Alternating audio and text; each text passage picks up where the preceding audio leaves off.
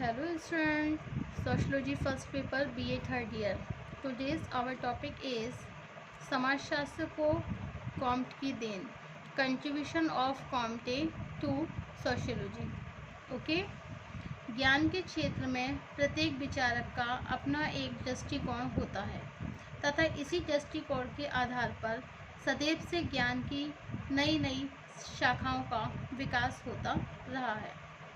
तो ज्ञान के क्षेत्र में प्रत्येक विचारक जो होते हैं उनका देखिए अपना एक दृष्टिकोण होता है. ओके, तथा इसी दृष्टिकोण के आधार पर सदैव से ज्ञान की नई नई शाखाओं का विकास होता रहा है. Comte has a great contribution in sociology. देखिए कॉम्टे का बहुत बड़ा योगदान है किसमें? सोशियोलॉजी में. समाजशास्त्र की स्थापना के प्रारंभिक स्तर पर कॉम्ट के प्रयास किस सीमा तक सार्थक सिद्ध हुए? समाजशास्त्र की स्थापना के प्रारंभिक स्तर पर कॉम्ट के प्रयास किस सीमा तक सार्थक सिद्ध हुए? समाजशास्त्र को कॉम्ट की सामान्य देन को उनके निम्नलिखित विचारों तथा सिद्धांतों की सहायता से समझा जा सकता है. समाजशास्त्र के जनक, फादर ऑफ सोशियोलॉजी. सेकंड, चिंतन के 3 स्तरों का नियम, लॉ ऑफ 3 स्टेजेस. थर्ड, प्रत्यक्षवाद की स्थापना, इस्टेब्लिशमेंट ऑफ पॉजिटिविज्म. फोर्थ है विज्ञानों का संस्करण, हियरार्ची ऑफ साइंस. फिफ्थ है आपका समाज की सावयवी अवधारणा, organic concept of society. Six, सामाजिक पुनर्निर्माण की योजना, प्लान ऑफ सोशल रिकंस्ट्रक्शन. 7, मानवता के धर्म का संदेश, मैसेज ऑफ ह्यूमैनिटी. एंड 8, सामाजिक प्रकृति का अध्ययन, study of social nature. Okay, तो फर्स्ट क्या है हमारा? फादर ऑफ सोशियोलॉजी, समाजशास्त्र के जनक. फर्स्ट पॉइंट है हमारा समाजशास्त्र के जनक. देखिए कॉम्ट वह पहले विद्वान थे जिन्होंने 1838 में सामाजिक व्यवस्था तथा प्रगति का वैज्ञानिक अध्ययन करने वाले विज्ञान का नाम समाजशास्त्र रखा. कॉम्ट से पहले बहुत से विद्वानों ने सामाजिक जीवन के विभिन्न पक्षों की व्याख्या की थी, लेकिन सभी व्याख्याएं दर्शन, राजनीति शास्त्र तथा किसी न किसी रूप में अर्थशास्त्र से संबंधित थी. कॉम्ट से पहले किसी भी दूसरे विद्वान ने समाजशास्त्र जैसे एक पृथक सामाजिक विज्ञान की आवश्यकता महसूस नहीं की. अपनी इसी सूझबूझ के कारण आज भी कॉम्ट को समाजशास्त्र के जनक के रूप में स्वीकार किया जाता है. सेकेंड पॉइंट है आपका चिंतन के 3 स्तरों का नियम, लॉ ऑफ 3 स्टेजेस. कॉम्ट से पहले विकासवाद के आधार पर अनेक विद्वानों ने सामाजिक घटनाओं की विवेचना की थी.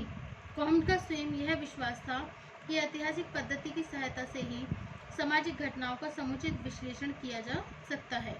इस आधार पर उन्होंने समाजशास्त्र शब्द के विधिवत उपयोग से पहले ही 24 वर्ष की अल्पायु में चिंतन के 3 स्तरों का प्रतिपादन किया.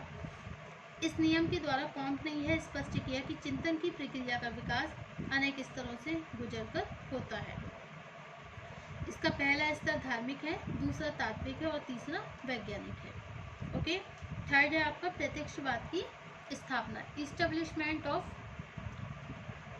पॉजिटिविज्म.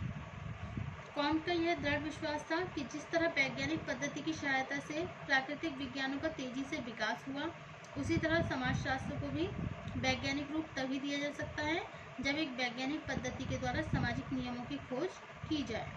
समाजशास्त्र में इस वैज्ञानिक पद्धति को अवलोकन, प्रयोग और वर्गीकरण की सहायता से ही विकसित किया जा सकता है. अध्ययन की इसी पद्धति को कॉम्ट ने प्रत्यक्षवाद का नाम दिया. सेकंड पॉइंट है आपका विज्ञानों का संस्करण, हियरार्ची ऑफ साइंस. ओके, विज्ञानों का संस्करण. कॉम्ट से पहले सेंट साइमन ने विभिन्न प्राकृतिक और सामाजिक विज्ञानों का एक वर्गीकरण करके उनके बीच पाई जाने वाली समानताओं और भिन्नताओं पर प्रकाश डाला था. विभिन्न विज्ञानों में समाजशास्त्र की स्थिति को स्पष्ट करने के लिए कॉम्ट ने विज्ञानों के संस्करण को एक नए रूप में प्रस्तुत किया.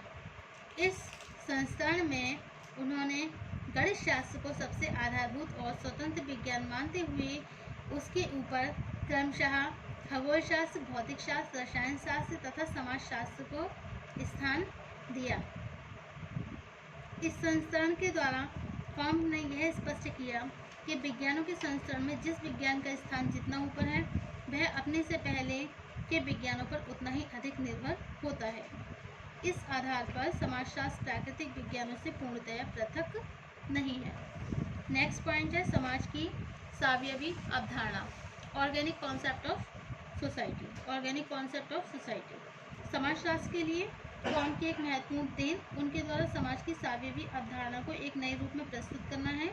कॉम्ट से पहले अरस्तू ने सामाजिक संगठन के संदर्भ में समाज की जिस सावयवी अवधारणा की व्याख्या की थी, कॉम्ट ने उसे अधिक व्यवहारिक रूप देने का प्रयत्न किया।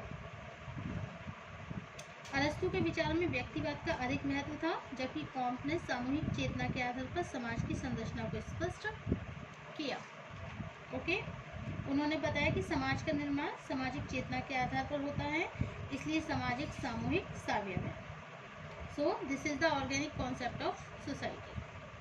नेक्स्ट पॉइंट है आपका समाजशास्त्र के अध्ययन क्षेत्र का निर्धारण, determination of the scope of sociology. Determination of the scope of sociology. Okay,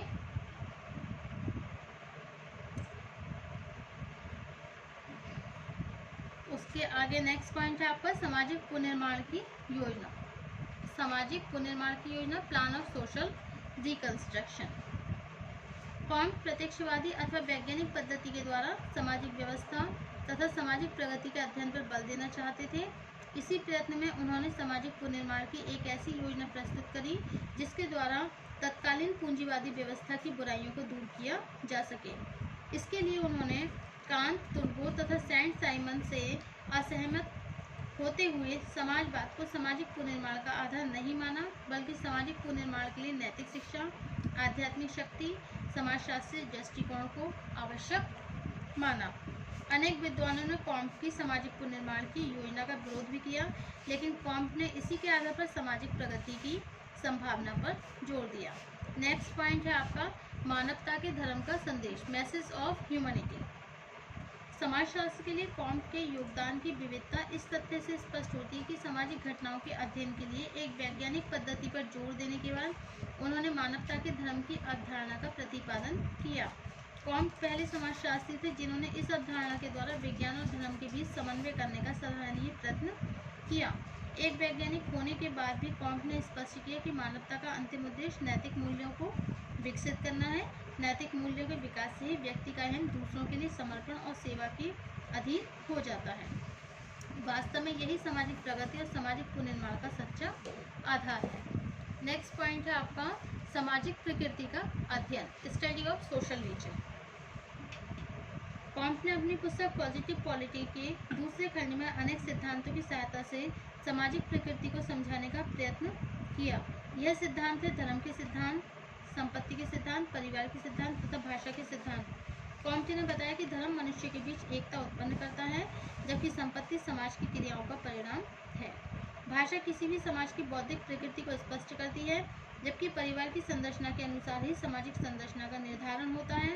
इस प्रकार धार्मिक सिद्धांतों, संपत्ति के रूप, भाषा की प्रकृति तथा परिवार की संरचना के आधार पर ही किसी समाज की प्रकृति को समझा जा सकता है। Okay, so this is the definition, study of social nature.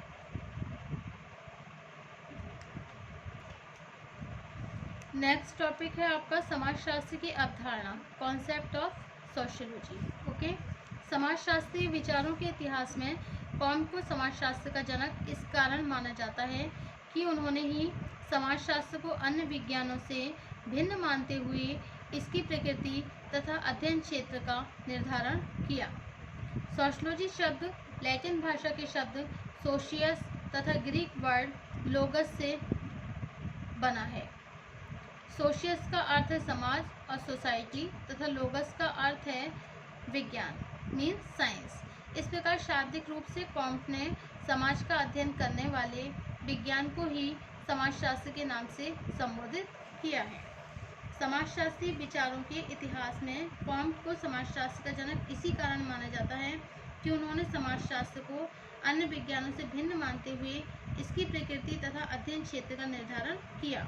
Saint Simon से प्रभावित होकर उन्होंने यह स्पष्ट किया कि जब खगोल का अध्ययन करने वाले विज्ञान को खगोलशास्त्र तथा प्राणियों के सावयव तथा उनसे संबंधित नियमों का अध्ययन करने वाले विज्ञान को प्राणी विज्ञान कहा जाता है, तब समाज के विभिन्न अंगों का व्यवस्थित अध्ययन करने वाले विज्ञान को समाजशास्त्र कहना ही उपयुक्त होगा। समाज के सामूहिक जीवन और उससे संबंधित आधारभूत नियमों का अध्ययन करने वाले विज्ञान को कॉम्ट ने आरंभ में सामाजिक भौतिकी सोशल फिजिक्स का नाम दिया, लेकिन कुछ समय बाद उन्हें यह ज्ञात हुआ कि सामाजिक भौतिकी शब्द का प्रयोग तो बेल्जियम के एक विचारक एडोल्फ क्वेटलेट द्वारा अपने लेख an essay on social physics में पहले ही किया जा चुका है।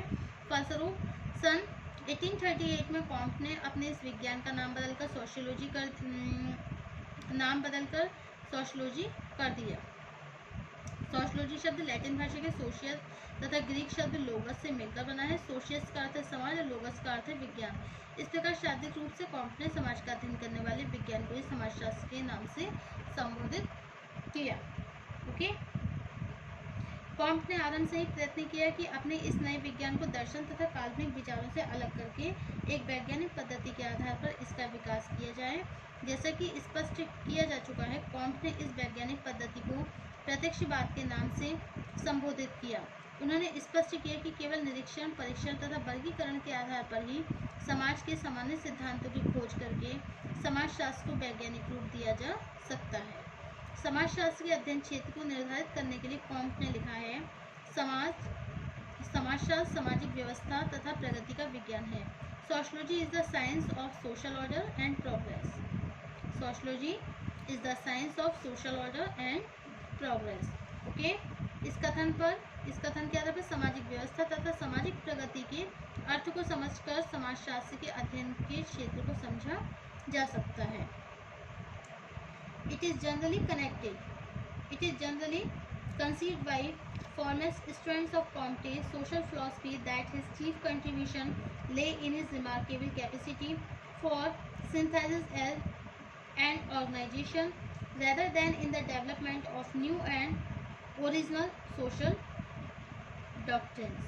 Okay, H.E. Vance के द्वारा ये समाजशास्त्र के कॉन्सेप्ट ऑफ सोशियोलॉजी की डेफिनेशन दी गई है कि it is generally considered bye foremost student of Comte's social philosophy that his chief contribution lay in his remarkable capacity for synthesis and organization, rather than in development of new and original social doctrine. Okay, thank you.